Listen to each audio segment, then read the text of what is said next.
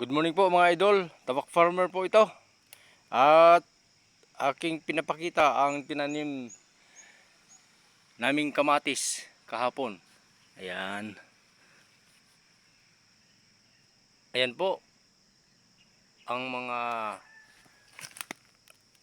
tanim na kamatis kahapon mga idol. Ayan.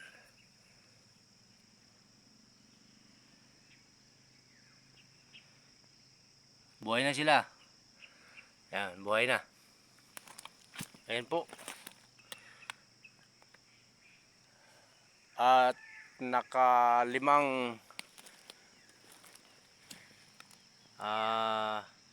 linya tayo. Nakalimang linya. Ayan.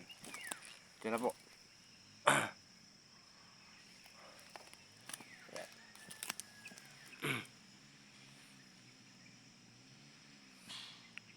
Buhay sila agad mga idol. Ayan. Hindi sila nabilad ng araw.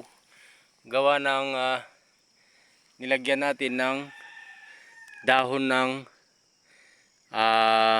gabi. Panangga po yan sa init ng araw.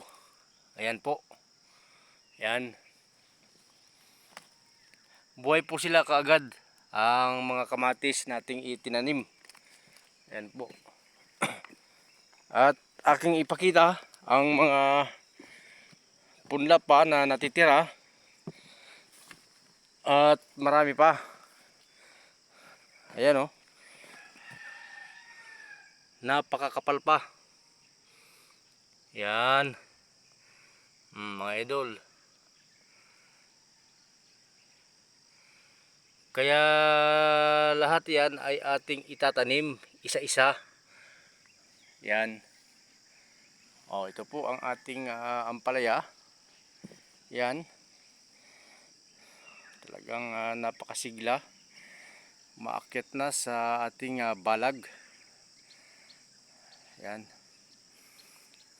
At yung iba naman ay meron na po siyang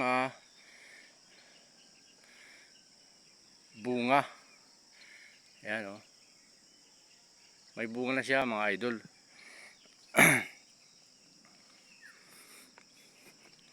Sa umagang ito ating itutuloy po ang pagtatanim ng kamatis. Yan. Maganda na. At ating muling umpisahan ang pagtatanim, pag-prepare ng ating taniman. Tayo po muna ay magbubungkal ng ating tatamnan. Kagaya nito. Yan. Hindi pa gaano makita yung ating tanim dito sa ating taniman dahil maliliit pa. Hindi pa gaano siya pansin. Pag lumaki-laki na po ito ay makikita na po at mapapansin na ang ating tanim na kamatis. Ayan po. So ngayon ang ating gagawin po ay itutuloy natin ang paggawa ng ating plat na atin pong tatamnan. Yan.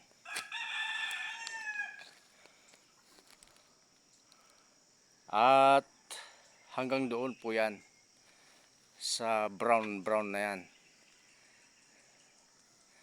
At hanggang dito na lamang po muli ang ating vlog at akin lamang pong ipinakita at ang ating naitanim na kamatis.